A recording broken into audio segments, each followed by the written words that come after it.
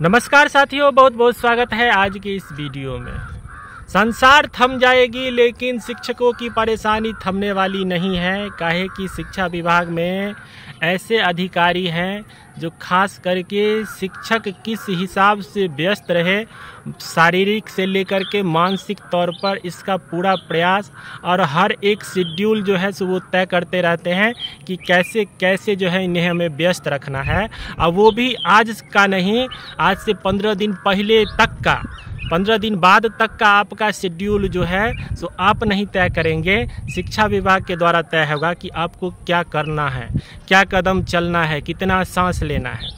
अगर बिहार एगो देश रहे तो हमें लगता है कि शिक्षकों को बॉर्डर पर खड़ा कर देगा लड़ने के लिए, ना कि सेना की ज़रूरत पड़ेगी। बिहार में शिक्षा व्यवस्था को बदलने के लिए और बिहार के लोगों को बदलने के लिए हर चीज़ में जो है सो शिक्षकों का इस्तेमाल किया जा रहा है।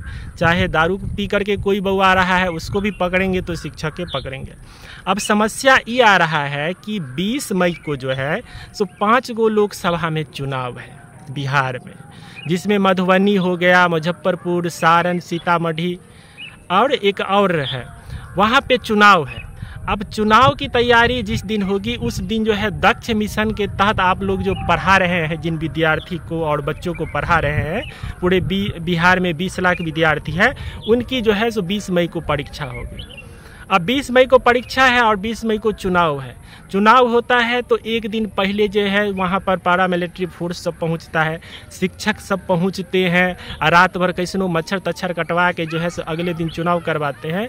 ये हमें लगता है कि बिहार के शिक्षकों के लिए सबसे कठिन काम होता है, काहे कि इसमें शहीदों होने का डर रहता है कहीं ना कहीं।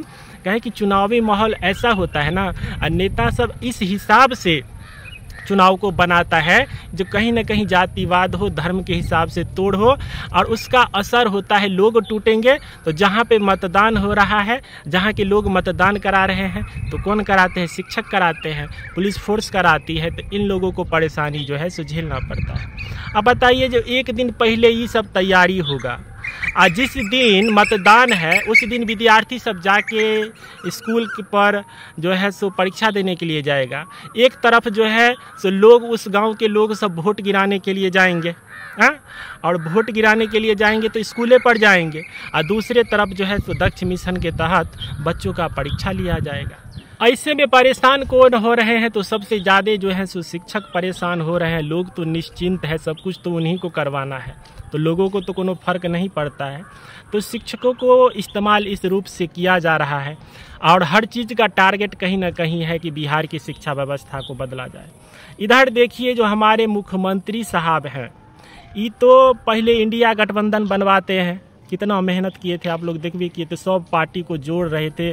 और इधर जो है शिक्षा विभाग में इतना बड़का घोटाला हो गया था जब जदयू और आरजेडी का गठबंधन था। तो उधर से जब है नरेंद्र मोदी जी को मनाने में ज़्यादा टाइम नहीं लगा, इनको मना के अपने में ले आए।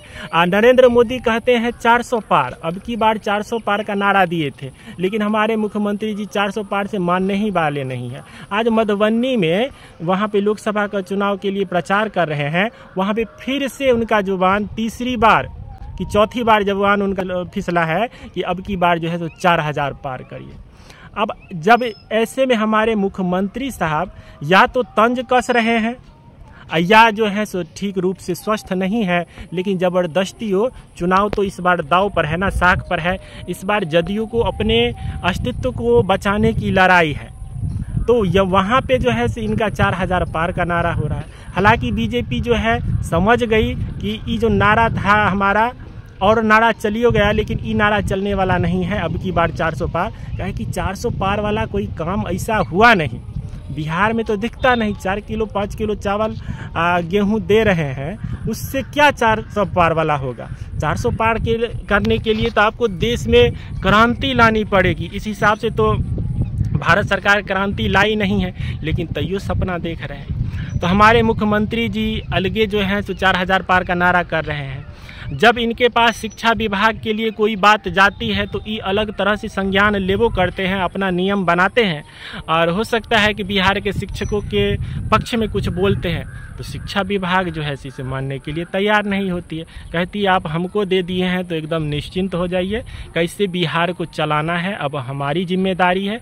किस किस रूप से शिक्षकों का इस्तेमाल करना है वो हमारी जिम्मेदारी है, आप जो है निश्चिंत होकर के चुनाव लड़िए।